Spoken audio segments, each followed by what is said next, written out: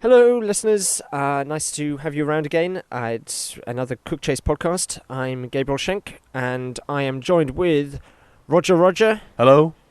And also a new guest. I have to get his name right. It's Junaid. Is that correct? Yes, that is correct. Junaid from half from Pakistan, half from Holland, or the Netherlands, I should say.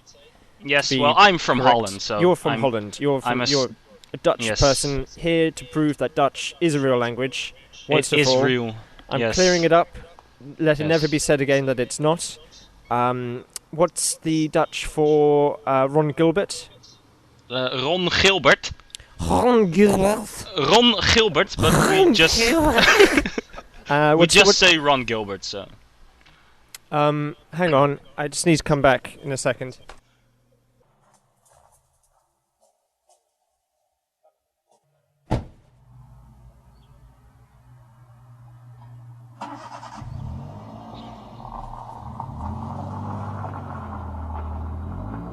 I really hope that wasn't him driving away.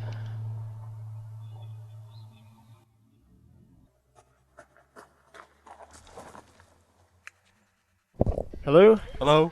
Sorry about that. Okay, so I should explain. I'm literally crouching behind a fence at the moment, outside, stealing my neighbour's Wi-Fi connection because my connection isn't working.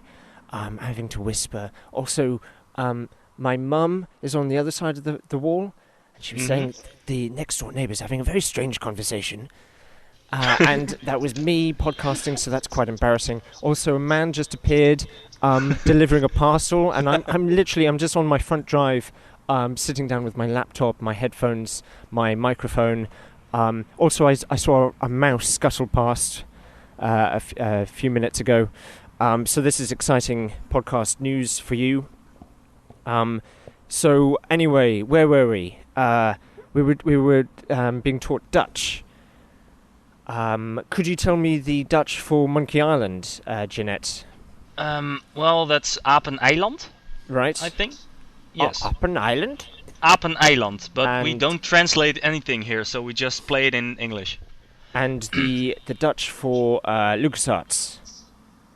I guess just LucasArts. Right. So it's sort of Ron Gilbert, Monkey Island, LucasArts.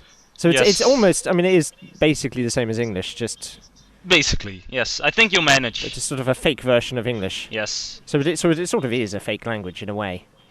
Everyone talks it here, so I don't really see it as fake. But you can call it that. Okay. If you want to. I'm just trying to clear up that I'm not a racist.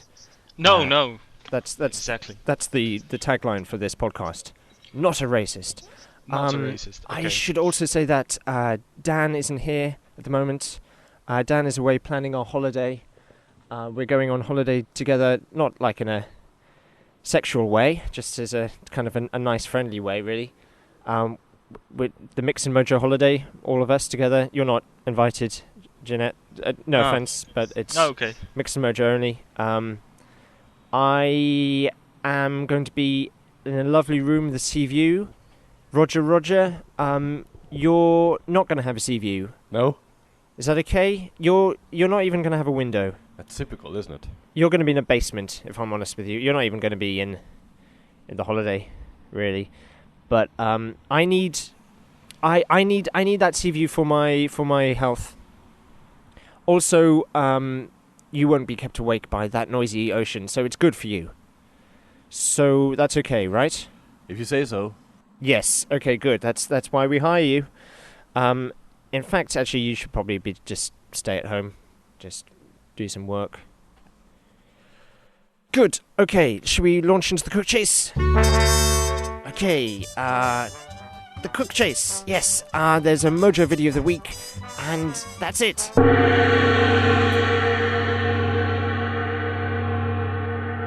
That's the Cook Chase. That's the news. That's all the news.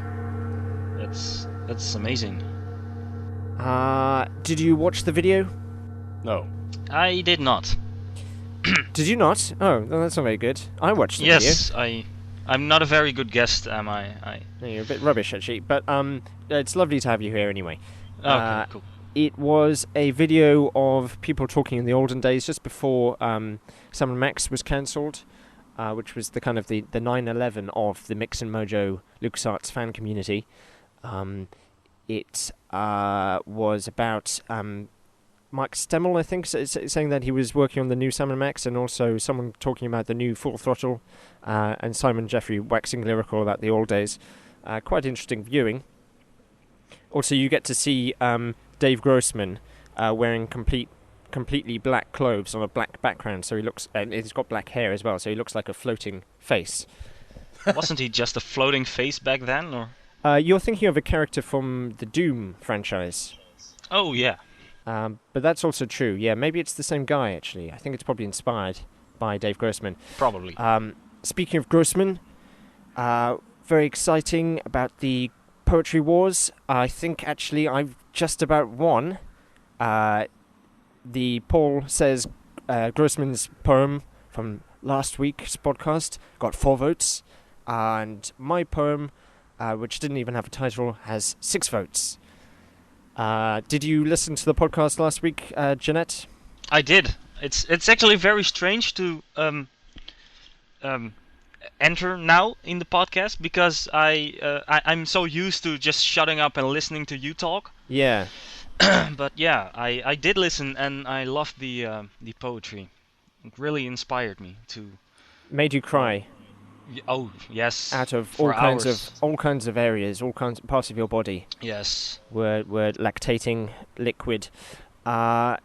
We have a new version of the Grossman jingle that Zaarin is now going to perform to us live. Yeah.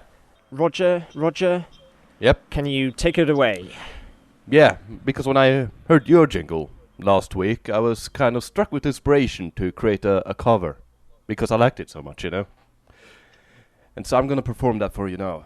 He left LucasArts in 1994, and ever since he's been really poor. Now he sits in his house and writes poetry all day. His name is Dave Grossman, he's an awesome guy. And if you criticize his poetry, you'll die.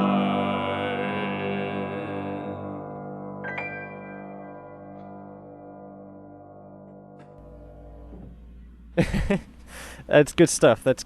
I like it. It's very moving. I imagine that's the sort of thing that Dave Grossman's wife would play to him on his birthday as a sort of special treat before something else happens. Yeah, that was the style I was going for. Yeah, sort of like launching out of a birthday cake and just, singing that. The new Dave Grossman poetry thing the poem is out. It's a cutting satire on consumer culture and a criticism of capitalism. So you can check that out at phenopolis.com. But now we're going to talk about art, because we're joined with an artist. That's Jeanette. Oh yes, I'm an artist, I think. Yes. Many people will remember you from the World of Monkey Island website. I hope not, but yes. Well, I mean, you sort of emerged in the early days as kind of someone who was very much mimicking Paco Vink's style. Sort of a poor man's Paco Vink, if I'm going to be cruel. And Paco Vink was mimicking Bill Tiller's style. Would you say that was accurate, that you really were sort of starting off really inspired by Paco and Bill Tiller? Yeah, I think it was. I always made art before that, but when I saw Paco's work, I emailed him, and he was like, "Hey, I'm also Dutch," so that made conversation a little easier for a 12-year-old me, I think. Yeah. So he helped me a lot with drawing, and last year he hired me to work at his animation studio as an intern. So what you're saying is that the LucasArts fan community has brought you together. Yes. Because you wouldn't have met otherwise. No. It's changing lives. Yes, it's completely changed my life and his. Quite beautiful. I think you both took a lot of inspiration from Bill Tiller, right? From Curse of Monkey Island, the art style in that game.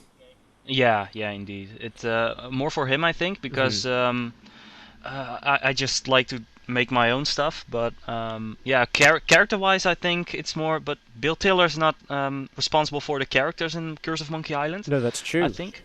So I look more at the character work, and Paco, I think, looked more at the background work. I think that's the major difference. But Yeah, that's a good point actually. I mean, he's the lead background artist of Curse of Monkey Island, but I think he gave a quite a good series of articles that's on the Scum Bar now. yes. That talks about the character art of Curse of Monkey Island. So maybe people thought that he had more to do with that than he actually did. I don't know. We'll Yeah. have to get him on the podcast for him to talk about. You know, it's something about your art styles is that you really emerged as independent artists. I think sort of after emulating Bill Taylor a bit. Your art really has grown, and it's some fantastic stuff now. And we'll put a link in the news post to what you're doing at the moment. But you know, you really sort of honed your style and cut your teeth on Monkey Island fan art for a long time, right? Yes, I did, and it's really terrible for me to now look back at, because you know every artist doesn't like his work from back in the days.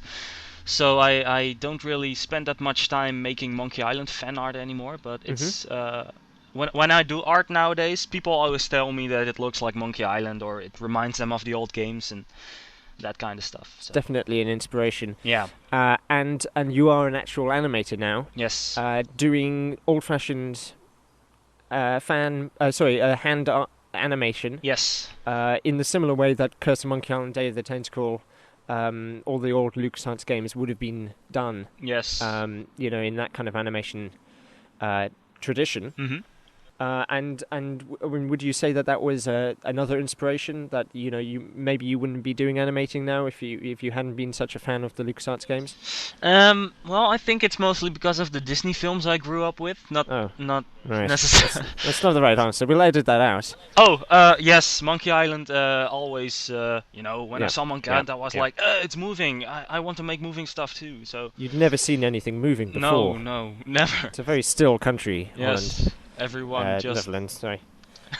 So that's good. That's good. You met Ron Gilbert with Paco. That was the moment you first met each other. Yes. I should also explain that Paco Vink is very famous as the man who did the Secret of Monkey Island comic. Do you know if that's still a work in progress? It's kind of like an in-joke at the studio asking him about the comic. So. If you want to know about that, just email him, because he really loves emails about if he ever finishing the comic. So I bet he loves that. Yeah, he must get about 20 a day. Yes, something like that. But we'll try and link to the comic in the news post, because I think it is still online somewhere, right? Yeah. Yes. World of Monkey Island still has it, I think. Yes. Yep. Before they sold their soul to the devil, the Telltale Devil. You were also talking about the fact that you and Paco don't like the art style of the Secret of Monkey Island Special Edition. I like the art for the second better, but mostly because it basically just mimicked Steve Purcell's original artwork. But as an artist myself, I can see how they did some things. You know, you can see, they used the pen tool in Photoshop over there, and perspective-wise, some things doesn't match, and it's just bleh. Do you think it was a rush job? Yes, I think it is. Uh-huh. It was also made by, it was outsourced to Singapore, I think, and it really shows. And I believe that Paco has a copy of the statue from that they created, the LeChuck and the Guybrush statue. Yes. And he walks past it every day and curses it. Yeah, something like that. It, yes, we spit at it and kick, and it's not a pretty picture what we do to the statue. Okay, I think that's almost all we've got time for, actually, already. Wow. Most of the podcast was taken up with me crouching behind a fence. I'm actually quite nervous about this because it is technically illegal. Yeah, but it's been great having you on, Jeanette. I imagine it's been a very magical experience for you. Yes, my life will never be the same again, I just know it. And just thinking about that, magical experiences, of course you met Ron Gilbert as well in the same week that I met Ron Gilbert. Yeah. You met him in Amsterdam, was it? Yes, it was. And what was he like? What was your impression of him? Yeah, he was pretty funny, and there was He's a very round man, isn't he? he is very round, yeah. Yeah, he's perfectly circular. Yes. You could roll him down a hill. He would never stop. We tried it, but he didn't like it. So. That's how he got into space, actually. Ah. Originally. Okay. Actually, that's a good point. If you're in the northern hemisphere tonight, if you're looking out at about 9 o'clock, just as it's starting to get dark, you should be able to see him orbiting, just like a little speck. Wow. I've been told that by NASA. There is some talk about shooting him down. Hopefully, it won't come to that. I hope he just comes down when he feels like it. Yeah, exactly. So he won't be all angry and everything, but. And he will come down burning as a comet, and he will burn up completely. And when he lands on the ground, it'll be in the form of a new Monkey Island game. Yes. That's how they're made. That's how it's done.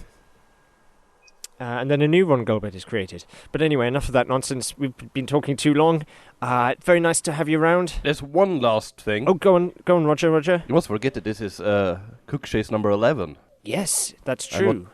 It's an auspicious number. What Uri Geller said a few weeks, I guess, ago. He's been saying it for a long time. Yeah, 1111, very important. It is so amazing. If you go to 1111, wow. And actually, the very, very last thing to say is that we won't be here next week because of our amazing holiday, although you won't be joining us, Roger. But I won't be here. There won't be a Cook Chase podcast, but we'll be back in 2 weeks' time for a roundup of a fortnight's worth of news. So we'll see you then. Bye. Bye. Bye.